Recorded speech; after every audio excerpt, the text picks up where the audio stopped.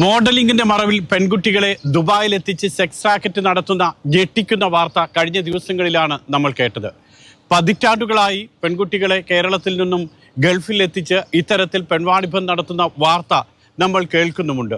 എന്നിട്ടും എന്തുകൊണ്ട് ഇത് ആവർത്തിക്കുന്നു?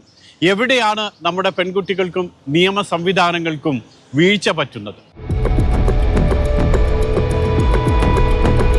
ദുബായ് ആസ്ഥാനമായ എലൈസ ഇവന്റ്സിന്റെ പേരിൽ മോഡലിംഗിനും സോഷ്യൽ മീഡിയ പ്രൊമോഷനുമായി പെൺകുട്ടികളെ നാട്ടിൽ നിന്നും കൊണ്ടുവന്ന് പെൺവാണിഭം നടത്തി.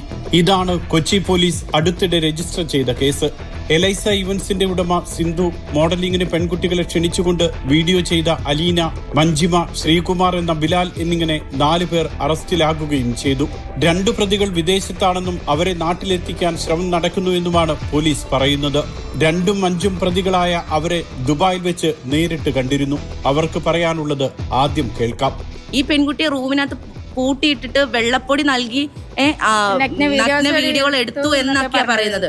അങ്ങനെ ഒരു സംഭവം നടന്നിട്ടില്ല. കാരണം ഈ ഫ്ലൈറ്റിൽ എന്റെ കൂടെ ഒപ്പം ഉണ്ടായിരുന്ന പെൺകുട്ടിയാണ് ഈ പരാതി കൊടുത്തിരിക്കുന്നത്.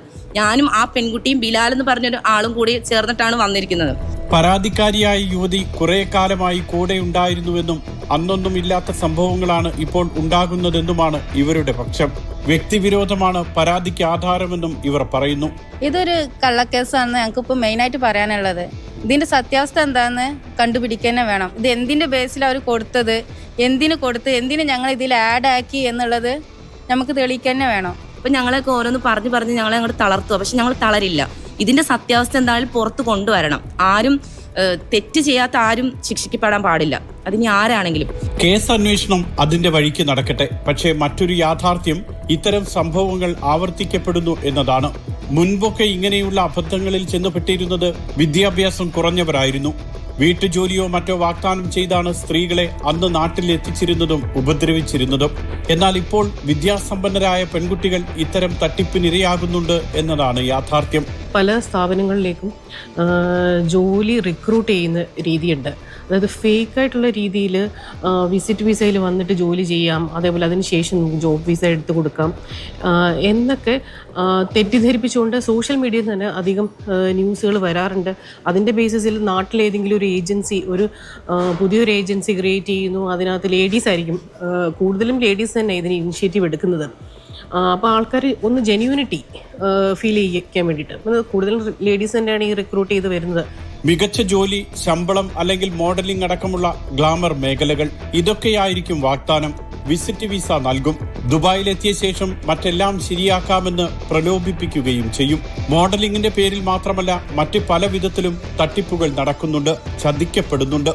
BSc നേഴ്സിംഗ് കേരളത്തിൽ പഠിച്ച 4 കുട്ടികൾ കയറി ഇവിടെ വന്നിട്ട് ഓവർ സ്റ്റേ ആയിട്ട് ഏജന്റ് ഫോൺ എടുക്കുന്നില്ല, എവിടെയും വേക്കൻസികൾ പ്രോമിസ് ചെയ്ത കമ്പനികൾക്കൊന്നും അറിയത്തില്ല എന്ന് പറയുന്നു. അവരവിടെ ഒരു 3 മാസമായി, 1 മാസം വിസയായിരുന്നു കൊടുത്തിരുന്നത്. അവിടെ നിന്ന് അവർ പുറത്താക്കുന്നു. ആ കുട്ടികളെ ഞാൻ കൂട്ടിക്കൊണ്ട് വന്ന് എൻ്റെ വീട്ടിൽ താമസിപ്പിച്ചിട്ട് ഒരു 10 ദിവസം കഴിഞ്ഞപ്പോൾ ഞാൻ അവരെ കൊണ്ടുപോയിട്ട് സേഫായിട്ടൊരു സ്ഥലത്ത് താമസിപ്പിച്ചു. അവിടെ നിന്ന് അവർ തന്നെ ഒരു ജോലി കണ്ടുപിടിച്ച് ഇന്ന് കുട്ടികൾ ഇവിടെ സേഫായിട്ട് ജോലി ചെയ്യുന്നുണ്ട്. ഒന്നും സംഭവിച്ചിട്ടില്ല എന്നുള്ളത് അവരുടെ പേരൻസിൻ്റെയും അവരുടെയും ഭാഗ്യമെന്ന് തന്നെ ഞാൻ പറയാൻ ആഗ്രഹിക്കുന്നു. ജോലി അന്വേഷിച്ച് വിസിറ്റ് വിസയിൽ ഗൾഫിലേക്ക് പുറപ്പെടാതിരിക്കുക എന്നതാണ് ഏറ്റവും പ്രധാന കാര്യം. കമ്പനികൾ നേരിട്ടോ വിശ്വസനീയമായ ഏജൻസികളോ സുഹൃത്തുക്കളോ ബന്ധുക്കളോ വഴിയോ തൊഴിൽ വാഗ്ദാനം ലഭിച്ച് ഗൾഫിൽ എത്തുന്നതാണ് ഏറ്റവും സുരക്ഷിതം. 1-2 മാസത്തെ വിസിറ്റ് വിസയിലെത്തി ജോലി ചെയ്യാമെന്നും പിന്നീട് നല്ല ജോലി തരപ്പെടുത്താമെന്നും പ്രതീക്ഷിക്കുന്നത് ചതിയിലേക്കുള്ള ആദ്യ ചുവടാകും. കാരണം വിസിറ്റ് വിസയിലെത്തി ജോലി ചെയ്യുന്നത് UAE അടക്കമുള്ള പല ഗൾഫ് രാജ്യങ്ങളിലും ഗുരുതരമായ ക്രിമിനൽ കുറ്റമാണ്. നമ്മളിപ്പോൾ വിസയ്ക്ക് വേണ്ടി നമ്മൾ അപ്ലൈ ചെയ്യുന്നു, അവിടെ കിട്ടിയെന്ന് പറഞ്ഞ പാടെ ഓടി പോരാതെ അവർക്കൊന്ന് അന്വേഷിക്കാം. ഏതെങ്കിലും ഒരു കമ്പനിയുടെ ഓഫർ ലെറ്റർ കിട്ടിയതിന് ശേഷം മിനിസ്ട്രി ഓഫ് ലേബറിൻ്റെ ഓഫർ ലെറ്റർ സൈൻ ചെയ്യണം. ആര് ഫസ്റ്റ് പാർട്ടിയും സെക്കൻഡ് പാർട്ടിയും സൈൻ ചെയ്ത് ഓഫർ ലെറ്റർ കൊണ്ടാണ് വിസയ്ക്ക് അപ്ലൈ ചെയ്യാൻ പറ്റുള്ളൂ. അത് അപ്ലൈ ചെയ്ത് കഴിയുമ്പോൾ എംപ്ലോയ്മെൻറ്റ് വിസ എന്നതിൻ്റെ ടോപ്പിൽ കാണുമ്പോഴാണ് അവർക്ക് ഇവിടെ വരാൻ പറ്റുള്ളൂ. ഇതൊന്നുമില്ലാതെ എവിടെന്നെങ്കിലും ആരെങ്കിലും പറയുന്നത് കേട്ട് ഒന്നും അന്വേഷിക്കാതെ ആ കുട്ടികൾക്ക് കിട്ടിയ ഒരു വിസിറ്റ് വിസയുടെ കോപ്പിയും ഒരു ടിക്കറ്റും വെച്ച് കയറ്റി വിടുമ്പം മാതാപിതാക്കൾ എന്തുകൊണ്ടാണ് അതിൻ്റെ പിന്നെ ബാക്കി കാര്യങ്ങൾ അന്വേഷിക്കാത്തതെന്ന് ഓർക്കുമ്പോൾ ഇവിടെയുള്ള പ്രവാസികൾ നമ്മളെ സംബന്ധിച്ചിടത്തോളം നമ്മൾ ഒത്തിരി ഭീതിയോടുകൂടിയാണ് കേരളത്തിലെ മാതാപിതാക്കളുടെ ഈ കാര്യങ്ങളെക്കുറിച്ച് നമ്മൾ ചിന്തിക്കുന്നത്. വിസിറ്റ് വിസയിൽ വന്ന് ഇവിടെ ജോലി ചെയ്യുക എന്ന് പറഞ്ഞാൽ ടോട്ടലി ഇല്ലീഗലാണ്. അങ്ങനെ ജോലി ചെയ്യാനൊരു ഓപ്ഷൻ തന്നെ ഈ രാജ്യത്തില്ല. അപ്പം ആ രീതിയിൽ ഇവിടെ വന്നിട്ട് മൊഹറിൽ നമുക്ക് കംപ്ലയിൻറ്റ് ചെയ്യാൻ പറ്റത്തില്ല സാലറി കിട്ടിയില്ലെങ്കിൽ. ഇവർക്ക് 2-3 മാസം കഴിയുമ്പം ഇവർ ഓവർ സ്റ്റേ ആകും. പിന്നീട് ഇവർ വിസ റിന്യൂ ചെയ്ത് കൊടുക്കാത്തൊരു സാഹചര്യം വരും.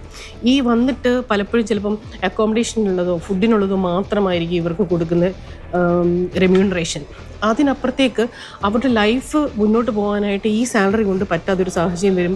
വിസിറ്റ് റിന്യൂ ചെയ്യാൻ പറ്റാത്ത സാഹചര്യം വരും. കമ്പനി വിസിറ്റ് വിസ റിന്യൂ ചെയ്യാത്ത സാഹചര്യം വരും. തിരിച്ചു പോകാൻ പറ്റാത്ത ഒരു സാഹചര്യത്തിലേക്ക് അകപ്പെട്ടു പോകുന്ന ഒരു സിറ്റുവേഷൻ സാധാരണ ലേഡീസ് ഇവിടെ ഫേസ് ചെയ്യുന്നുണ്ട്. പെൺകുട്ടികൾ ജോലി തേടിയോ ജോലി കിട്ടിയോ വിദേശത്തേക്ക് പോകുമ്പോൾ സ്വന്തം ചെയ്യേണ്ടതും രക്ഷിതാക്കൾ ശ്രദ്ധിക്കേണ്ടതുമായ കാര്യങ്ങളുമുണ്ട്. ബന്ധുക്കളോടോ അയൽക്കാരോടോ ആശാവർക്കർമാരോടോ എല്ലാം ഇത് മറച്ചു വെക്കുന്നതിന് പകരം അറിയാവുന്നവരോടും അടുപ്പമുള്ളവരോടും സ്ഥാപനത്തെക്കുറിച്ച് അന്വേഷിക്കണം. ഓൺലൈൻ ഔദ്യോഗിക വെബ്സൈറ്റുകൾ വഴി വിവരങ്ങൾ തേടാം. ഇത്തരമൊരു സ്ഥാപനമുണ്ടോ, അവിടെ ജോലി ഒഴിവുണ്ടോ, ഓഫർ ലെറ്ററിൽ പറയുന്ന കാര്യങ്ങൾ യാഥാർത്ഥ്യമാണോ എന്ന് തുടങ്ങി എല്ലാ വശങ്ങളും പരിശോധിക്കണം. ഒരു അറിവ് ഇവിടെ എന്തൊക്കെ ചെയ്യാൻ പറ്റും, ഇവിടെ എന്തൊക്കെയാണ് അവർക്കുള്ള ഫെസിലിറ്റീസ് എന്നുള്ളത് അവർ നേരത്തെ അറിഞ്ഞിരിക്കണം. ബെസ്റ്റായിട്ട് വേണ്ടെന്ന് പറഞ്ഞാൽ മെയിനായിട്ട് വേണ്ടതെന്ന് വെച്ചാൽ ഒരു സിം അവരുടെ കയ്യിൽ ഉണ്ടായിരിക്കണം. അതിനകത്ത് ക്യാഷ് ഉണ്ടായിരിക്കണം. ഇവിടെ വന്നു കഴിഞ്ഞാൽ അവർക്ക് ചിലവാക്കാനുള്ള ദിറംസ്, അതായത് UAE വരുന്നവരുടെ കയ്യിൽ ദിറംസ്, അല്ലെങ്കിൽ മറ്റ് രാജ്യങ്ങളിലേക്ക് പോകുന്നവരുടെ ആണെങ്കിൽ അവരുടെ കയ്യിൽ ഒരു 1 മന്തിലേക്ക് അത്യാവശ്യം അവരുടെ കയ്യിൽ ചിലവാക്കാനുള്ള ഒരു പൈസ അവരുടെ കയ്യിൽ ഉണ്ടായിരിക്കണം. ഇവിടെ അങ്ങനെയൊക്കെ പറയുന്നുണ്ട്. ഇന്ത്യയിൽ അക്കൗണ്ടിൽ പൈസ കിടന്നാൽ UAE ചിലവാക്കാൻ പറ്റില്ല. കേരളത്തിൽ പ്രവാസികളില്ലാത്ത ഒരു പഞ്ചായത്തും വാർഡും ഉണ്ടാകില്ല. ജോലി വാഗ്ദാനം ലഭിച്ചാൽ അവരുമായി ബന്ധപ്പെടുന്നതും അന്വേഷിക്കുന്നതുമെല്ലാം ഭാവിയിലെ ദുരന്തം ഒഴിവാക്കാൻ സഹായിക്കും. നോർക്ക പോലുള്ള സർക്കാർ സംവിധാനങ്ങളും നമുക്കുണ്ട്. ഗൾഫിലാണെങ്കിൽ ഓരോ മണ്ഡലത്തിനും പഞ്ചായത്തിനും വരെ പ്രവാസി സംഘടനകളുമുണ്ട്. അവരോട് അന്വേഷിച്ചാലും വിവരങ്ങൾ ലഭിക്കും. കേരളത്തിൽ എന്തോരം പ്രവാസികളാണ് ഉള്ളത്. നമ്മളുടെ ഈ നാട്ടിൽ തന്നെ എല്ലാ ജില്ലയിലും ഒരുപാട് അവരെ അന്വേഷിച്ചാൽ കണ്ടുപിടിക്കാം. എത്ര പേരെ ഈ നാട്ടിൽ നമുക്ക് കണ്ടുപിടിക്കാം. സഹായിക്കാൻ 2 കൈ നീട്ടി പ്രവാസികൾ സംഘടനകളുണ്ട്. പ്രവാസി പർട്ടിക്കുലർ സിംഗിളായിട്ട് ചെയ്യുന്ന ആൾക്കാരുണ്ട്, സംഘടനയുടെ അണ്ടറിൽ ചെയ്യുന്നവരുണ്ട്.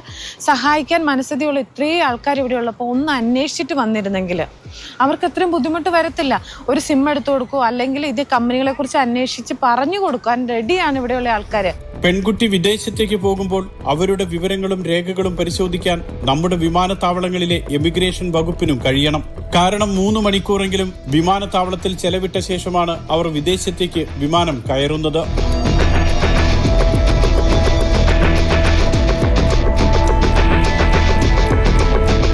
ഗൾഫിലെത്തി തട്ടിപ്പിനിരയായാലും രക്ഷപ്പെടാൻ വാതിലുകളുണ്ട്. വിശ്വസ്തരായ സുഹൃത്തുക്കൾ, പ്രവാസി സംഘടനകൾ, അസോസിയേഷനുകൾ, ഇന്ത്യൻ എംബസി, കോൺസുലേറ്റ്, നമ്മുടെ പ്രിയപ്പെട്ട ബന്ധുക്കൾ, നാട്ടിലുള്ള ഉറ്റവർ, ഇങ്ങനെ ആരോടെങ്കിലും ഉള്ളു തുറന്ന് കാര്യം പറഞ്ഞാൽ രക്ഷപ്പെടാൻ അടുത്ത നിമിഷം വാതിൽ തുറക്കും. അതിന് നമ്മൾ ദുരഭിമാനം വെടിയണം. അതിനുള്ള ആർജവം നമ്മൾ കാട്ടണം.